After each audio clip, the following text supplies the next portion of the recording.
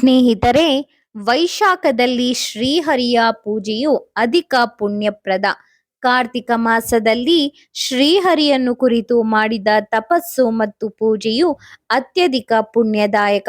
ಮಾಘ ಮಾಸದಲ್ಲಿ ಮಾಡುವ ತಪಸ್ಸು, ನೀಡುವ ದಾನ, ಆಚರಿಸಿದ ಹೋಮ ಇವು ಮೂರು ಅತ್ಯಧಿಕ ಪುಣ್ಯಪ್ರದಾಯಕವಾಗಿರುತ್ತದೆ.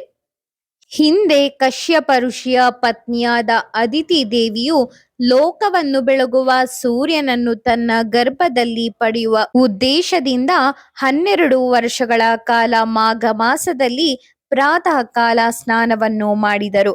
ಅದರ ಫಲವಾಗಿ ಅನಂತರ ತ್ರೈಲೋಕ ದೀಪಕರಾದ ಈ 12 ಜನ ಅದಿತಿಯ ಪುತ್ರರು ಜಗತ್ತಿನಲ್ಲಿ ದ್ವಾದಶ ಆದಿತ್ಯ ಎಂದು ಪ್ರಸಿದ್ಧರಾಗಿದ್ದಾರೆ. ಇಂದ್ರನ ಪತ್ನಿ ಶಚಿಯು ದಿವ್ಯವಾದ ಸೌಂದರ್ಯ ಸಂಪತ್ತನ್ನು ಈ ಮಾಘ ಮಾಸದ ಸ್ನಾನದ ಮಹಿಮೆಯಿಂದ ಪಡೆದು ಇಂದ್ರನ ಪತ್ನಿಯಾಗಿ ಸ್ವರ್ಗ ಸಾಮ್ರಾಜ್ಞಿಯಾಗಿ ಮೆರೆಯುತ್ತಿದ್ದಾರೆ. ಈ ಮಾಘ ಮಾಸದಲ್ಲಿ ಸ್ನಾನ ದಾನಗಳನ್ನು ಮಾಡಿದ ಅರುಂಧತಿ ದೇವಿಯು ಸತಿ ಕುಲ ಸಂಪನ್ನೆಯಾಗಿ ಮೆರೆದಳು. ರೋಹಿಣಿ ದೇವಿಯು ಈ ಮಾಘ ಸ್ನಾನದಿಂದ ಸೌಭಾಗ್ಯವನ್ನು ಪಡೆದಳು. ಹೀಗೆ ಪ್ರಾಚೀನ ಭಾರತ ನಾರಿಮಣಿಯರಲ್ಲದೆ ದೇವತೆಗಳು ಸಹ ಈ ಮಾಘ ಮಾಸದಲ್ಲಿ ಪ್ರಾತಃ ಸ್ನಾನ ಮಾಡಿ ತಮ್ಮ ಇಷ್ಟಾರ್ಥಗಳನ್ನು ಪಡೆದು ಧನ್ಯರಾಗಿದ್ದಾರೆ.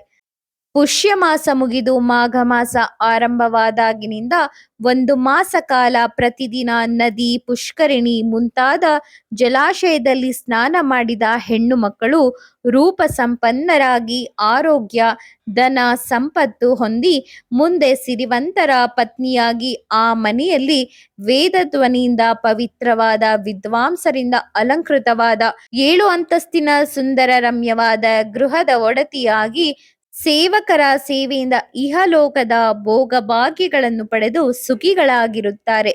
ಇದೇ ರೀತಿ ದಾನ ದಕ್ಷಿಣೆಗಳನ್ನು ಇತರರಿಗೆ ಯಾರು ನೀಡುತ್ತಾರೋ ಹಾಗೆ ಶ್ರೀಹರಿಯನ್ನು ಪೂಜಿಸುತ್ತಾ ದೀಪ ಧೂಪಗಳಿಂದ ಆರಾಧಿಸಿ ನಾನಾ ವಿಧದ ಸ್ತೋತ್ರಗಳಿಂದ ಪಠಿಸಿ ಈ ಮಾಸ ಪೂರ್ತಿ ತಮಗೆ ಇಷ್ಟವಾದ ತಿಂಡಿ ವಸ್ತುಗಳನ್ನು ತ್ಯಜಿಸಿ ಪ್ರಾತಃ ಸ್ನಾನ ಮಾಡಿ ದೇವತಾವ್ರತ ನಿಯಮಗಳನ್ನು ಪಾಲಿಸುತ್ತಾರೋ ಅವರು ಇಹಲೋಕದಲ್ಲಿ ಸಕಲ ವಿಧದ ಭೋಗ ಭಾಗ್ಯಗಳನ್ನು ಪಡೆದು ಮುಂದೆ ಶ್ರೀಹರಿಯನ್ನು ಸೇರಲು ವೈಕುಂಠಕ್ಕೆ ತೆರಳುವರು.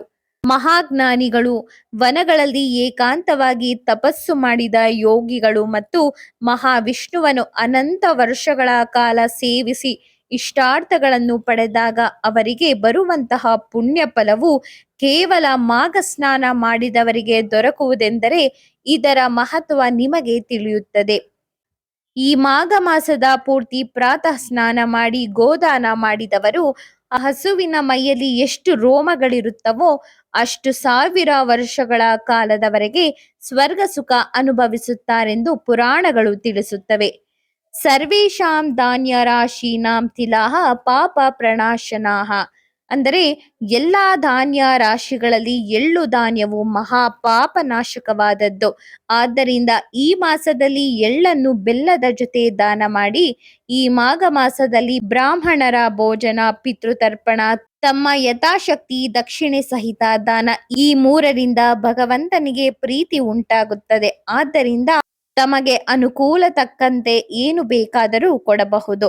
ದಾನೇನ ಪ್ರಾಪ್ಯತೆ ಸ್ವರ್ಗೋ ದಾನೇನ ಪ್ರಾಪ್ಯತೆ ಸುಖಂ ದಾನೇನ ಹೀಯತೆ ಪಾಪಂ ಮಹಾಪಾತಕಜಂ ನೃಪಃ.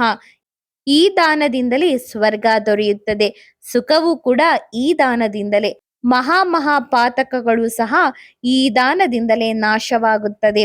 ದಾನವನ್ನು ನೀಡದೆ ತಪಸ್ಸು ಶೋಭಿಸುವುದಿಲ್ಲ, ಸೂರ್ಯನಿಲ್ಲದೆ ಗಗನವು ಶೋಭಿಸುವುದಿಲ್ಲ, ಸಂತಾನವಿಲ್ಲದೆ ಕುಲವು ಶೋಭಿಸುವುದಿಲ್ಲ, ಹಾಗೆಯೇ ಸದಾಚಾರವಿಲ್ಲದ ಮನೆಯೂ ಶೋಭಿಸುವುದಿಲ್ಲ. ಮಾಘ ಮಾಸದ ಮಾಘ ಸ್ನಾನವು ಉತ್ತಮ, ಪಾಪಹಾರಿ ಮತ್ತು ಮೋಕ್ಷಪ್ರದವಾಗಿದೆ. ಮಾಘ ಸ್ನಾನವು ಪಾಪನಾಶಕ, ದುಃಖಪಹಾರಕ, ಮನೋಭೀಷ್ಟದಾಯಕ ಮತ್ತು ಸ್ವರ್ಗಲೋಕದ ಪ್ರಾಪ್ತಿಗೆ ಕಾರಣವಾಗಿದೆ. ಪವಿತ್ರ ಜಲಮೂಲಗಳಲ್ಲಿ ಮಾಘ ಸ್ನಾನ ಮಾಡಲು ಸಾಧ್ಯವಾಗದಿದ್ದರೆ ಮಾಘ ಸ್ನಾನಕ್ಕಾಗಿ ರಾತ್ರಿ ಮನೆಯ ಮೇಲ್ಛಾವಣಿಯಲ್ಲಿ ಮಣ್ಣಿನ ಕೊಡದಲ್ಲಿ ತುಂಬಿಟ್ಟ ಅಥವಾ ದಿನವಿಡೀ ಸೂರ್ಯನ ಕಿರಣಗಳಿಂದ ಬಿಸಿಯಾದ ನೀರಿನಿಂದ ಸ್ನಾನ ಮಾಡಬೇಕು. ಮನೆಯಲ್ಲಿ ಮಾಘ ಸ್ನಾನ ಮಾಡುವ ಉದ್ದೇಶದಿಂದ ಬೆಳಗ್ಗೆ ಬೇಗ ಎದ್ದು ಗಂಗಾ, ಯಮುನಾ, ಸರಸ್ವತಿ ಮುಂತಾದ ಪವಿತ್ರ ನದಿಗಳ ಸ್ಮರಣೆ ಮಾಡಿ ಸ್ನಾನದ ಜಲದಲ್ಲಿ ಆವಾಹನೆಯನ್ನು ಮಾಡಬೇಕು. ತದನಂತರ ಆ ಜಲದಿಂದ ಸ್ನಾನವನ್ನು ಮಾಡಬೇಕು. ನಂತರ ಭಗವಾನ್ ಶ್ರೀ ವಿಷ್ಣುವನ್ನು ಸ್ಮರಿಸಿ ಅವರ ಪಂಚೋಪಚಾರ ಪೂಜೆ ಮಾಡಬೇಕು. ಓಂ ನಮೋ ಭಗವತೆ ವಾಸುದೇವಾಯ ನಾಮ ಜಪವನ್ನು ಹೆಚ್ಚೆಚ್ಚು ಮಾಡಬೇಕು. ಒಟ್ಟಾರೆ ಮಾಘ ಮಾಸದ ಮಾಘ ಸ್ನಾನ ವ್ರತಾನುಷ್ಠಾನಗಳನ್ನು ಪಾಲಿಸಿದ್ದಲ್ಲಿ ಅಶ್ವಮೇಧ ಯಾಗದಂತಹ ವಿಶೇಷವಾದ ಫಲಿತಾಂಶವನ್ನು ಪಡೆಯುವುದರಲ್ಲಿ ಸಂಶಯವಿಲ್ಲ.